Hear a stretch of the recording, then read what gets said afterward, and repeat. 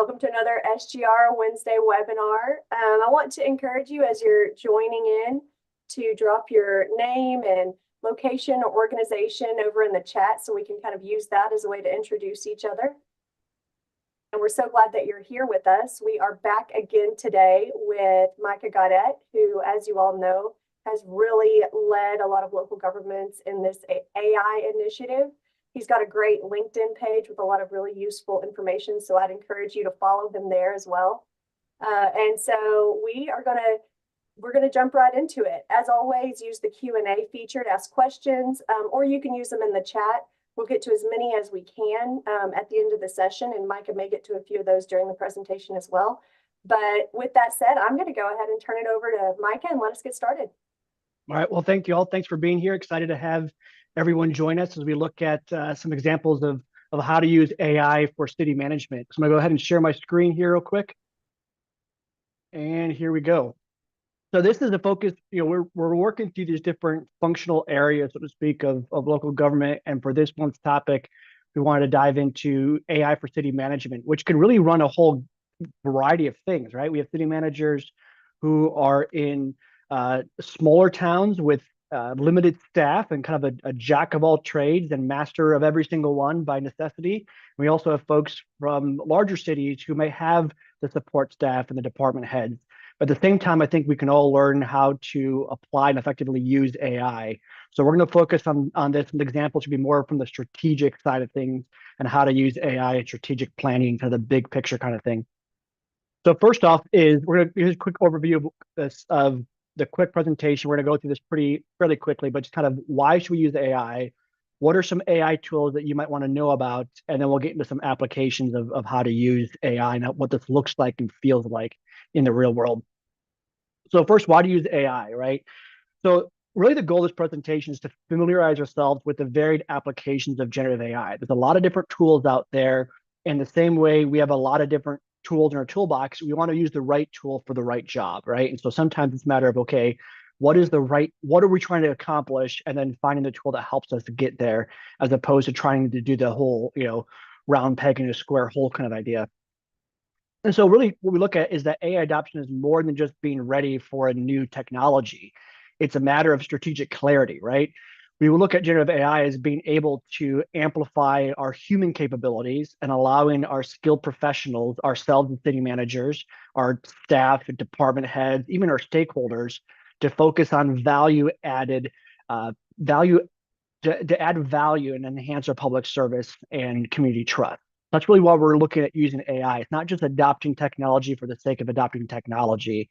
It's being ready and wanting to amplify and to enable human skill to the maximum capabilities. So these are a couple of my favorite tools. For these examples we're going through, I'm going to focus mostly on ChatGPT because it's kind of the most common one. There's another one that came out after I created this presentation that I want to show you because we all like cool new tools, right? I want you all to be on the cutting edge of this technology. So a couple of the tools I like to use on a kind of a consistent basis is ChatGPT, right? That jack of all trades it's a text content generator by default, able to upload images and create visualizations and tables. Another one I use a lot is called Julius, which is more of a data analyst. Able to interact with spreadsheets. I can create some great visualizations with it. I've done this with some of our budgeting process recently. We're asking for new staff, able to showcase what this looks like, or maybe we have a significant number of expected retirements in a department. We want to showcase what that looks like over the years and the impact. So Julius is a very, very helpful tool for that and create some really interactive and really high quality charts that you can create there. And the last one I like to use too is called Perplexity.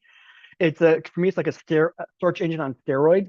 It's phenomenal. It's basically replaced Google or a search engine for me if I'm looking for a certain topic. Say I want to find, hey, is there an example RFP on XYZ topic? On wastewater treatment management or an RFP on some kind of feasibility study that you want to do. Perplexity is phenomenal for that because that way I can go in, I can get other sources and find, okay, here's a city of maybe Lubbock, Texas has an RFP for a wastewater treatment plant, or maybe Olathe, Kansas has an RFP for a feasibility study for a public safety entity. So very, very helpful for that. It's sourced information, which is extremely helpful. And that way I can go and read the actual source, the actual RFP, look at the website, as opposed to any type of hallucination that could happen with other models.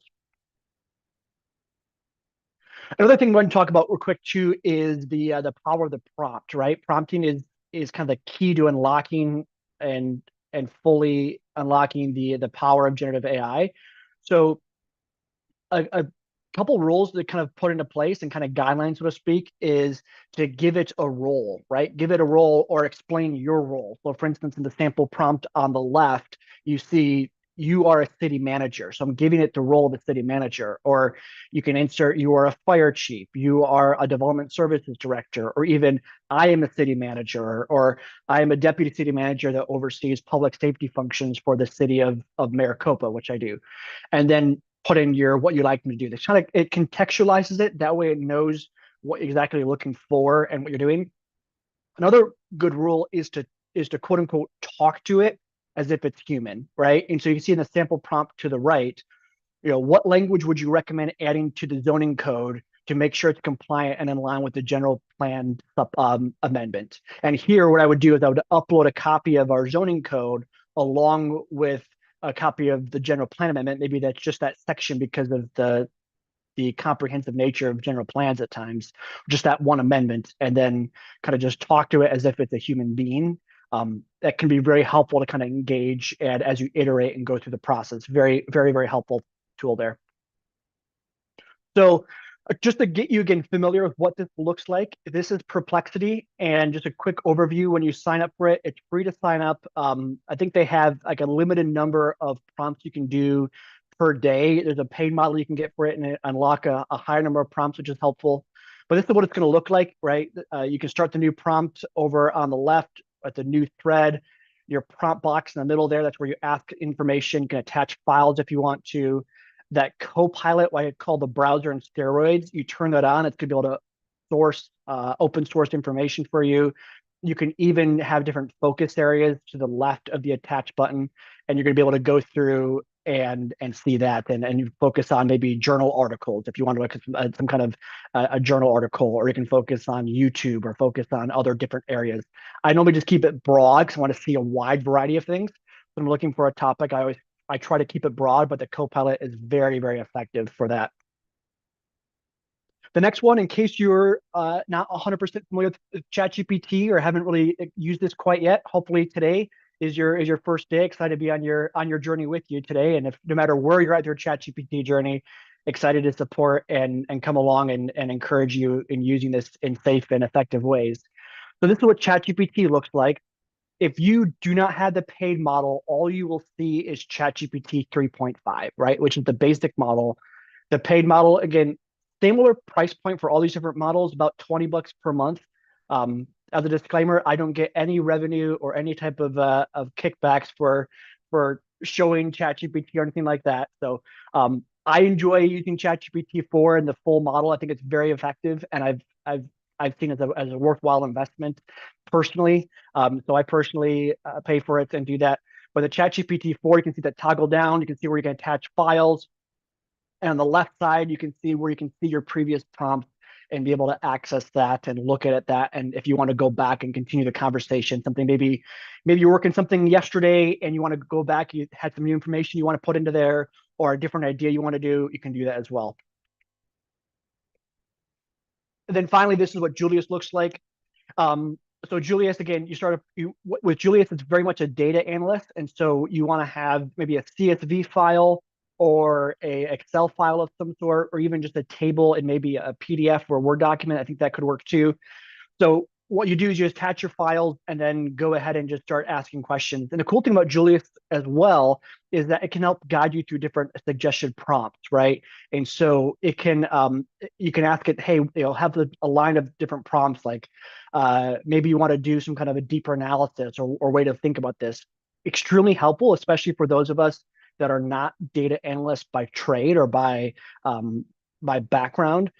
it can be very helpful to have kind of a guided data analysis process. So basically what this is you have a kind of a pseudo expert data analyst right in your back pocket to be able to guide you through how to do proper analysis and how to do proper data analysis.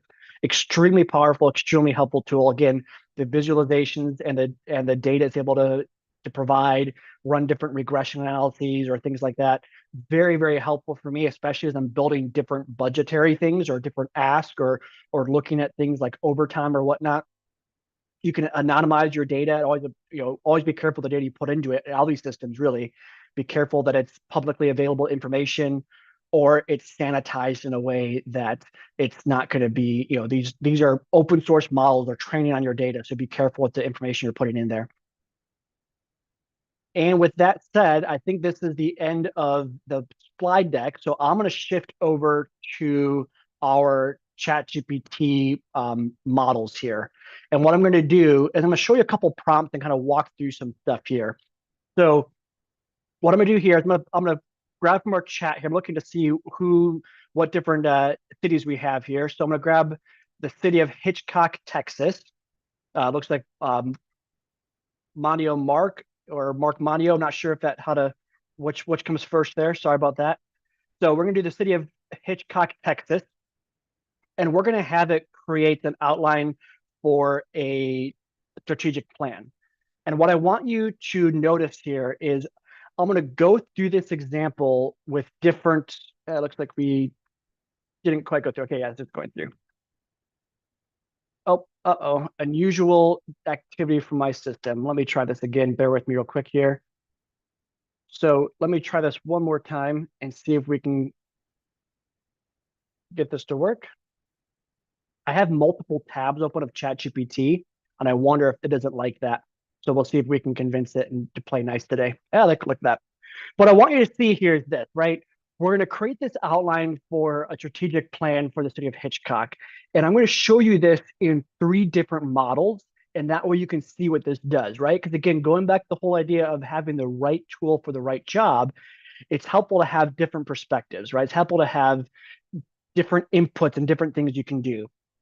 So you can see here in ChatGPT 4, we could ask the same question. We'll go through the same question in ChatGPT 3.5. So you can see what that looks like as well. And you can kind of compare maybe some of the quality and the content of how the model is responding to the question, right? It's the same question.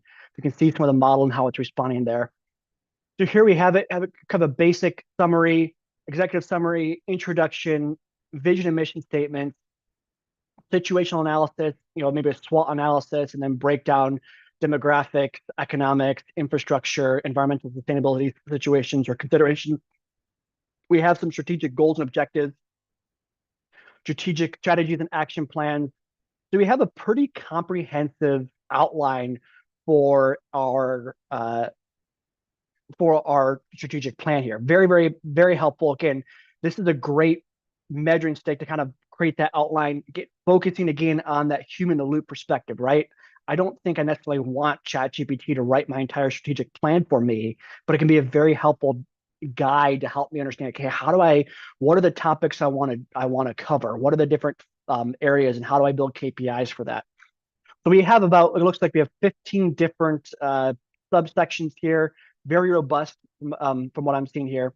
Let's go here and go to ChatGPT 3.5 and let's ask it the exact same question. You'll see the difference here.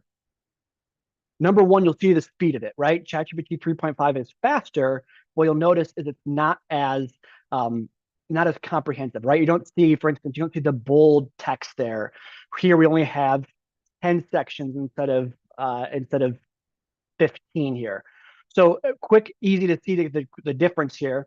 I'm going to go back to, again, show you how we can go back and access our previous prompts. I'm going to go back here to this one. And I'm going to do here, I'm going to say, please create 5 KPIs for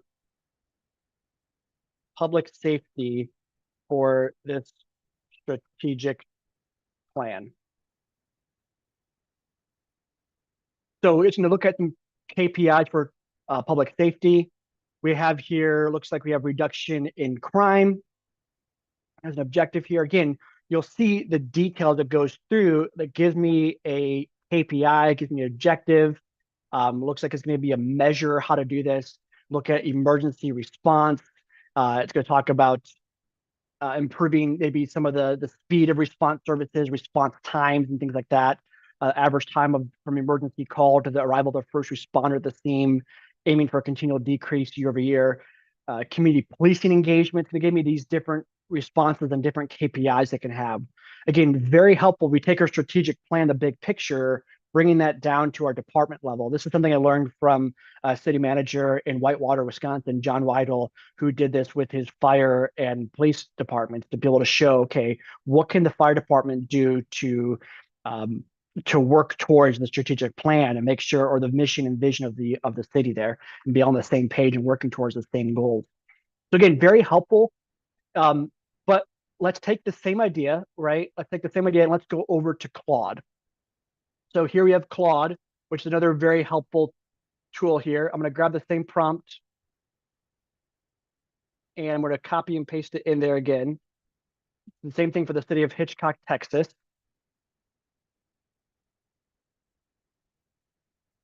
And you'll notice some of the differences here, right? So we're going to ask it to do the same thing. It's going to think over it a little bit, and it's going to create a strategic plan. Again, the introduction, purpose, vision statement. Some of these things are going to be similar, right? We have SWOT on both sides, strategic goals and objectives, going through summary. This one, again, is a little shorter. We see it's even shorter than the ChatGPT 3.5. 3.5 was 10. ChatGPT 4 was 15 different areas, and here we have 8, right? So let's go ahead and ask the same question about the KPIs and see what KPIs they come up with. So we say, please create 5 KPIs for public safety for this strategic plan. Again, it's going to think this through and see how we can do this. And just a note, I like to use please and thank you when talking to ChatGPT and these different models. That way, if they take over the world, they know that I said please and thank you. So that's kind of a thing I do just to make sure we're polite. And actually, there's some evidence too that doing things like asking the model to take a deep breath or even saying, hey, I'm going to tip you, will actually improve the responses. I'm not sure exactly how that works, but it's been interesting to see some of the feedback I've seen in different interactions there. So we have here, again, same idea, reduction in crime rate. We have emergency response time, community policing, very, very similar different models that we have here in terms of the KPIs and what they're looking at KPIs for this. Let's do one more here. And let me see here. I'm just, my Zoom screen is blocking my view here. So give me 1 second. Apologize for this. Here we go. Let's do the same thing here. And we're going to do the same thing in this new thing called Mistral. Mistral is a new model that came out recently. Again, I want to show you some of the new tools that are out there. That way you know what's coming out and you can use these different tools. This right now is free to use. So just on chat.mistral.ai to sign up with a Google account, free to use. Let's see what they come up with in terms of this model. Mistral has some really a great backend in terms of what they're able to do and the complexity of their model. It's very, very fast, very, very helpful here. So you can see it's going through. And what I'm noticing here too, if you see the difference here, I'll scroll up here while we're going through, is you see on, like, for instance, on item 5, strategic goals and objectives, look at how it gives me 2 to 3 layers here, right? Give me a goal, and then it's outlining objective strategies, action plan, right? It's giving me some ideas of going beyond just the 1 point and going, kind of deeper down there. This is kind of in the middle, right? In terms of the number of different sections that it has. This one has 11, so right below ChatGPT 4. But let's ask it here about some KPIs. Let's say, please create 5 KPIs for public safety for this strategic plan. Again, same thing, crime reduction rate. Okay, got that. Emergency response time. Same thing there, community engagement. We also have traffic safety. Again, it's a different one, right? Traffic safety we didn't see that in the other ones.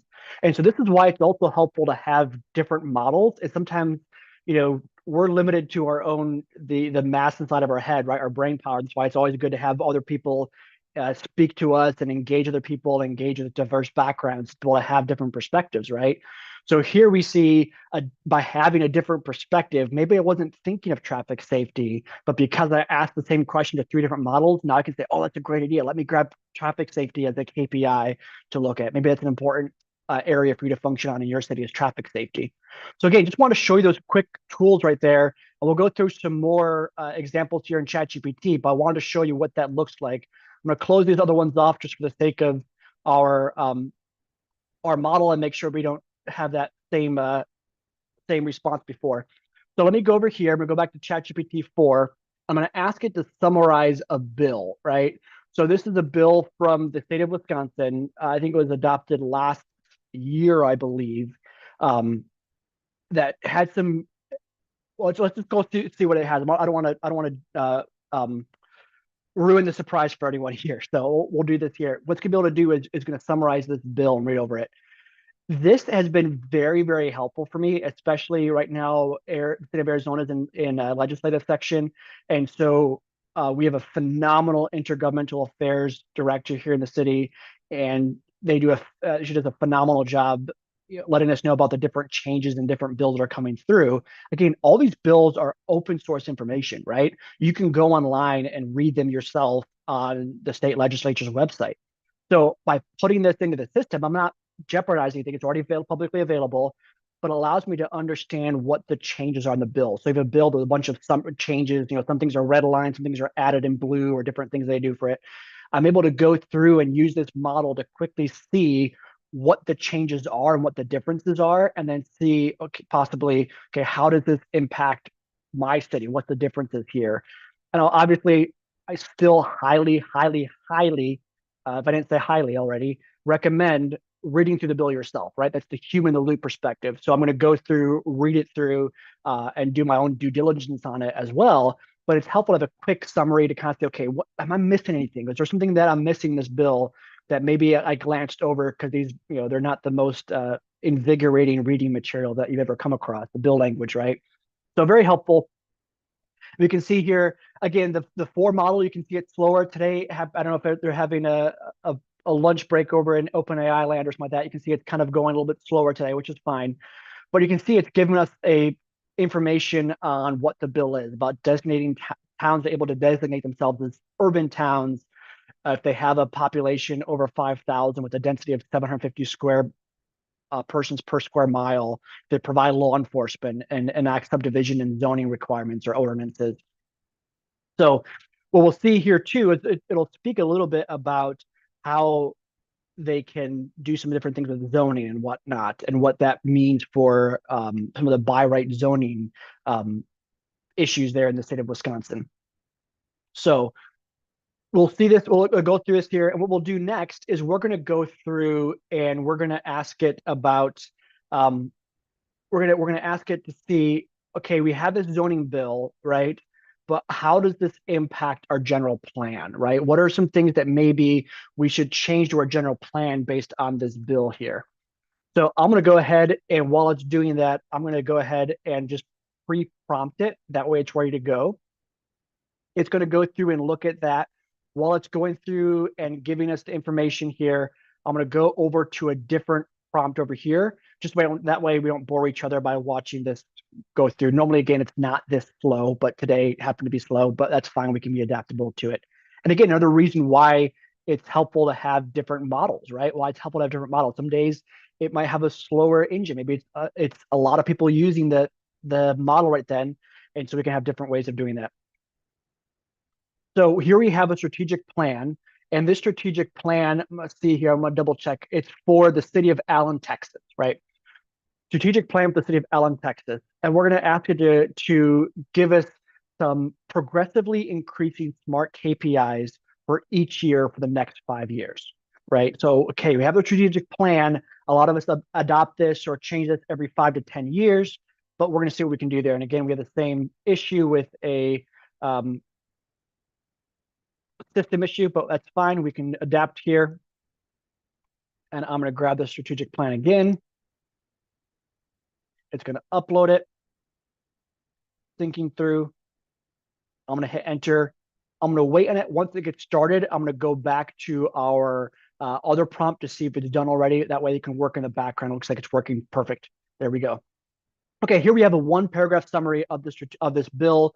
Phenomenal, exactly what we wanted to do. Let's go ahead and upload our different land use or general plan amendments for, I believe this is, let me double check what the city is just so I can be accurate in what I'm looking at here. This is for the city of Janesville, Wisconsin.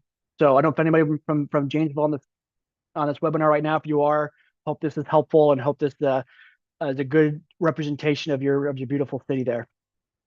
So we're going to ask basically, okay, here is the general plan that we have, and looking at is chapters 3 and chapter 5, land use and utilities, because they're kind of impacted by this bill, at least in my mind, it seemed to be impacted by it.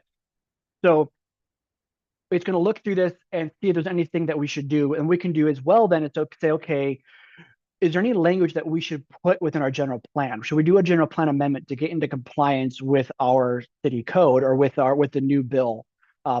This is extremely helpful. I was talking to some folks about a month ago or earlier this month. Yeah, but I guess about a month ago now, over in Orange County, California, and they were talking about some of the bills that were coming out of the California state legislature regarding zoning, and there was actually direct impacts to and direct requirements to them to amend their general plans if needed. So they were going through some processes there for that. Very helpful. So we can see a quick overall here. We can ask it then, what language do you recommend adding to our plan based on this bill, and see if there's anything that would recommend us doing based on that general plan or based on the bill language. So we can see here, it talked about collaborative planning frameworks.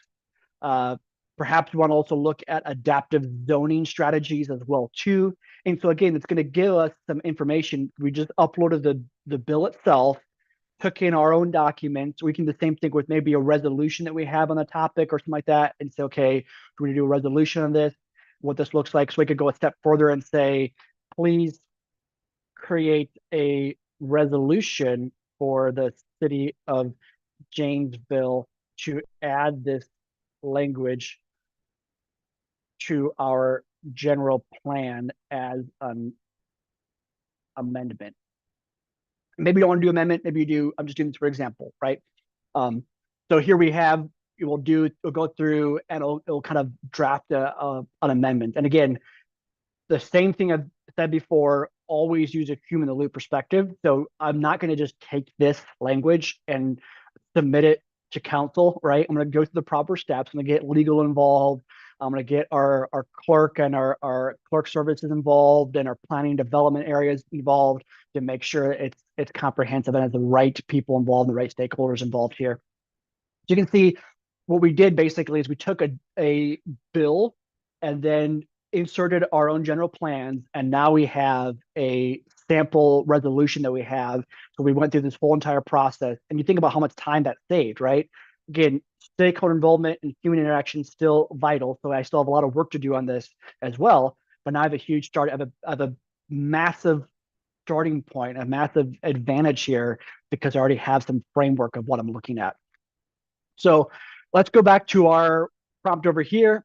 And here we have our strategic plan, some smart KPIs that are increasing each year.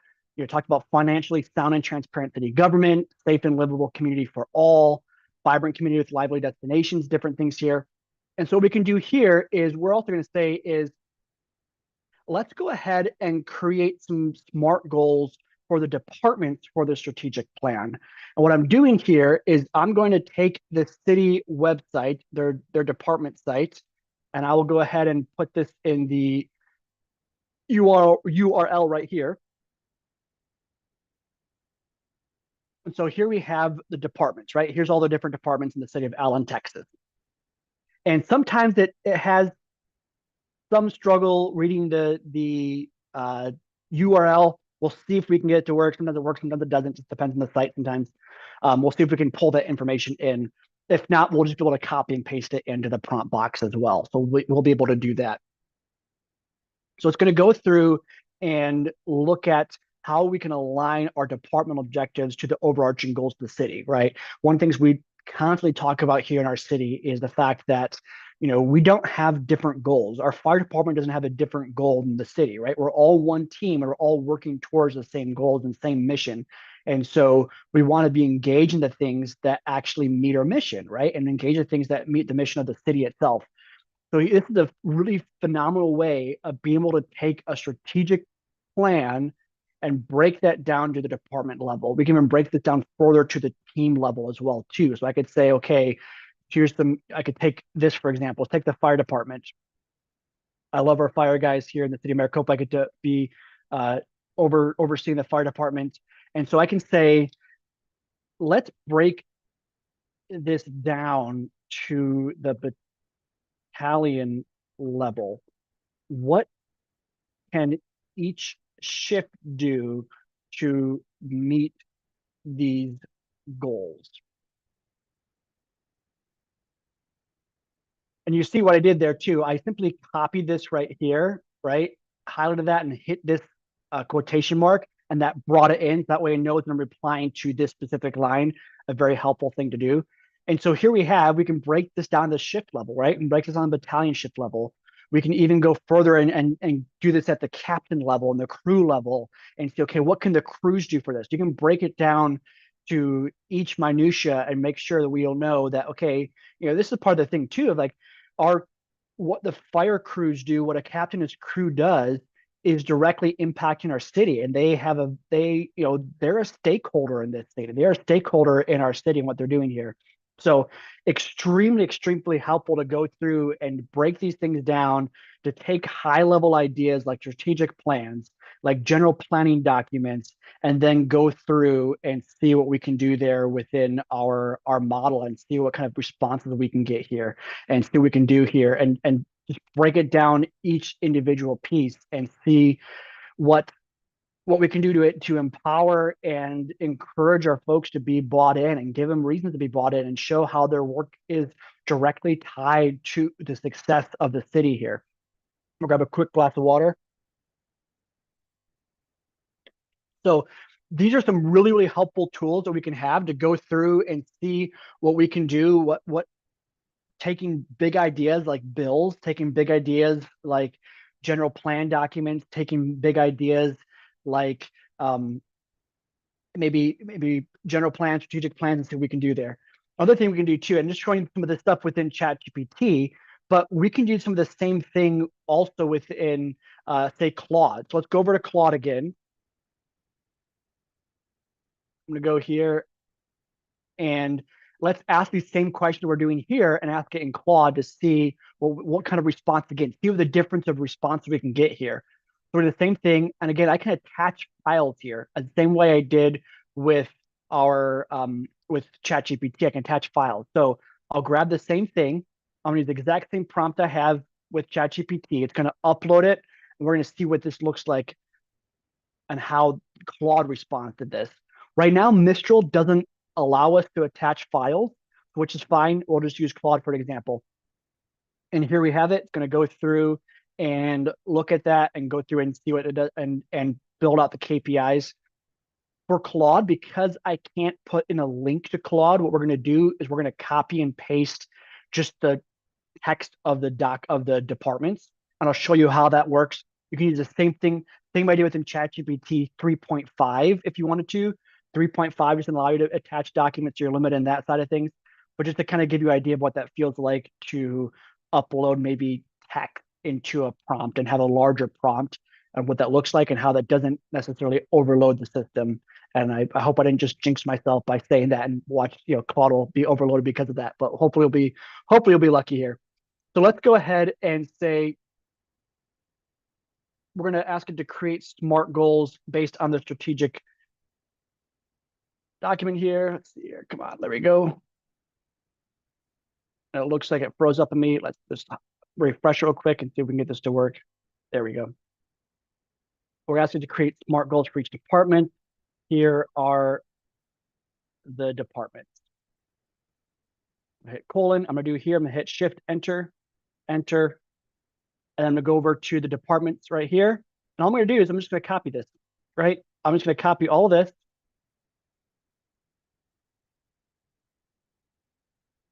And hit Enter, and then hit Enter.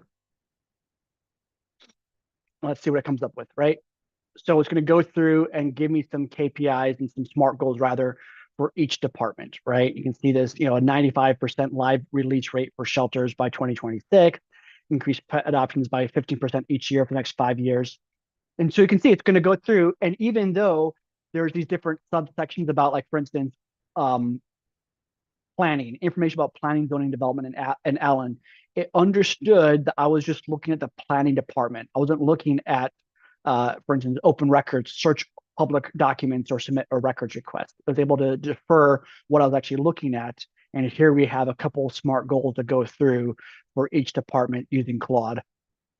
So again, use a variety of different tools. It's extremely helpful to use those different tools and different areas that way we can have a more comprehensive view of things, more comprehensive things. It also helps to guard against hallucinations, right?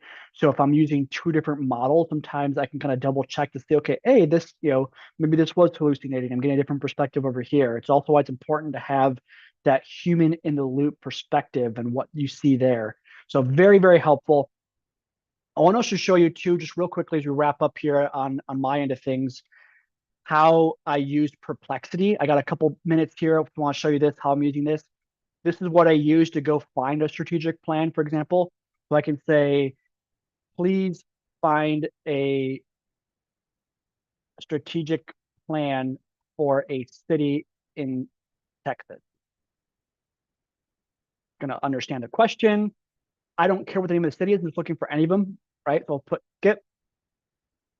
It's going to go through, and all of a sudden, I'm going to have a number of different strategic plans here. And you'll see it kind of gives me a overview of these different strategic plans. What I can do here is I can click on the view 5 more, and then I can see, okay, Temple, looks like Temple, Texas, Wichita Falls, Texas, El Paso, Allen, and that's the one I used before. So I can click here and look at this. And here is the strategic plan. I can open it up right here. So again, really, really fast and easy way to be able to find information, especially things that maybe I don't know about, right? I can say, grab a new thread here. I can say, find a RFP for a feasibility study for EMS services for a city in Wisconsin. Don't care about population size. I'm gonna keep it broad for now. If I cared about that, or wanted it to refine that, I could refine it that way. And here we go. We have now a number of different feasibility studies. So maybe I want to look at Green Lake County, or maybe I want to look at Bayfield. So I can click on this and look at, okay, here's an EMS study for Bayfield County, Wisconsin, right? A request for a proposal for this. I can look at this and look over it and say, okay, hey, look, I might want to take some ideas from here, as we do all the time, right? In learning and talking to people, networking, and talking to other fellow city managers and other fellow county managers across our landscape, and we can see what that looks like. So Perplexity, a phenomenal tool, very powerful. I use it all the time, highly encourage using it, especially because I can go in and find different sources and different information even just across my own landscape, right? I can say, okay, what's one in Arizona? Are there examples in Arizona? Are there examples maybe in Utah? I can look up side state lines. I can even do international too. I can say, okay, what is for instance, the London Fire Brigade has a phenomenal fire prevention model, right? And so I can say, okay, what is the London Fire Brigade's prevention model? What does that look like? And I can read those documents and maybe bring some of those elements that make sense in the city of Maricopa for our fire prevention efforts. So again, it allows us to go well beyond the limitations of our own human brain, and even the limitations of our team's brain, right? We're only as good as our team, and this expands that beyond that, which is extremely powerful and extremely useful. So I'm going to stop share here. I had a couple questions I saw in the chat, and I'll turn things over to our fine folks with SGR. We can run through some questions and answers here. Perfect. So yeah, we did have a few questions in the chat, and then I also wanted to quickly introduce Halson Lay with SGR. He's with our strategic foresight department. So Halson, thanks for joining us. And did you want to weigh in on anything before we get to the questions? Not you can go ahead and do the questions first, and I'll just That is, but Okay, it's me, everyone. And yeah, feel free to ask questions. Mike is super knowledgeable, so I'm looking forward to it.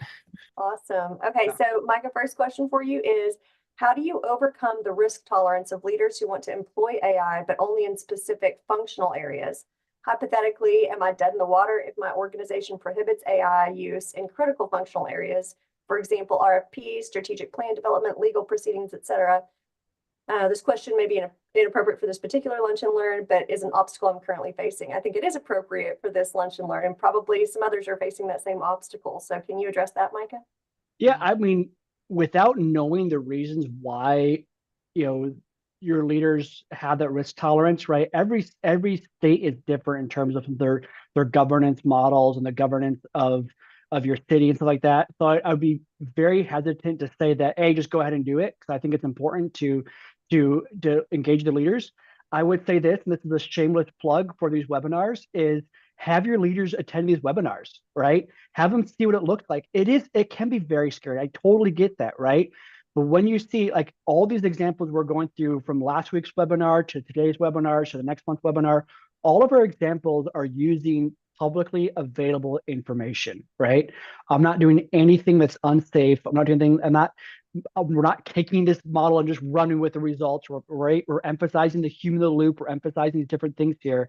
And so I think a great step to kind of help out with that would be, send the link to this webinar to your leadership team and say, hey, look, and even too, feel free to pass along my information. I know Hawthorne probably the same way too, and he's a wealth of information as well. Pass along our contact informations, and I'd love to have a chat with them and just understand what their fears are, understand where they're coming from, and maybe educate and help them understand better. But there's so many things you can do with it. I would be very, as someone in a leadership position, I do not advocate for going against your leadership's intent, your leadership's direction. It's not gonna be great for your career path. But yeah, I think these are valid concerns. And even just showing the value of what you can do within the limited scope you have can have powerful impact as well. I completely agree with that, Micah. I think there's just an education opportunity there. So I love that you pointed that out as well. Okay, also Matt has a question, and I really like this question. I was wondering the same thing, so I'm glad somebody asked. He says, Chat GPT is your number one and is worth the investment. What would be your number two AI tool that is also worth the investment? That's really easy for me. It's Perplexity, right? It's Perplexity. I do pay for the Perplexity model. It's kind of a complicated way of how I got around doing that. There was a giveaway of a new AI little gadget thing that they had, and I got a free Perplexity subscription out of it, which cost about the same thing. But Perplexity for me is well worth the investment. I use it all the time. Again, it's basically replaced a search engine for me if I'm looking for information. Extremely useful. Same price point, $20 per month. Excellent. Okay, and I think we're going to get to at least one more question really fast. But I want to offer this, and hopefully, Mike, I'm not putting you on the spot too much here, but if you want to comment questions on the LinkedIn live stream, please feel free to do that, and I'll try to answer them not with my own knowledge, but I will ask Micah, or he can comment and answer directly. But that way, if we didn't get a chance to get to your question, there's still a way for you to get that question out there. Okay, so last question. What is the process of creating custom GPTs, and do you use these tailored models primarily for individual or collaborative purposes? So the process for it is probably a little too complicated to explain in a 1 minute verbal response, and mostly because I'm a visual guy, right? Like to show things. So Michael, I'd love to do is maybe we can connect after this, and I can just kind of show you what that looks like within a GPT. I do use those models for both individual and collaborative processes. It just depends what it is. Like for instance, I have some that I use for uh, building maybe grants or whatnot. We have some that we use here that we used for community risk reduction models and things like that. So you can use it either way. It really depends on, to me, it depends on what you're trying to do with it. I have some I just use personally and some I use as a team-based thing. It just depends on what I'm trying to accomplish with it. But Michael, again, let's connect, and I'd love to have a deeper conversation on that because it's a little more complicated. I apologize for those of you too that might be interested as well. So if you're interested in that kind of topic as well, we can do that, and I'll add that to an example. Maybe in a future Wednesday webinar, I'll do some things with a GPT, and I can walk through how to build those out in more depth that's probably a really good idea to put on my list of ideas for the next Wednesday webinars. Love it. Okay, so really quickly before we sign out, if you want to register for next week's webinar, I included the link in the chat. That's going to feature Randy Mayu doing an executive book briefing on The Right Kind of Wrong. Really looking forward to that one. And then also, our registration deadline is coming up for our Transforming Local Government, or TLG conference that AFI hosts. So want to go ahead and do a shameless plug there as well. And I put that link to register in the chat as well. So thank you again, Micah, as always. Such an honor to have you here. And we appreciate you sharing your knowledge with us and your wisdom. And thank you all for attending and participating today. We appreciate it. See you next week.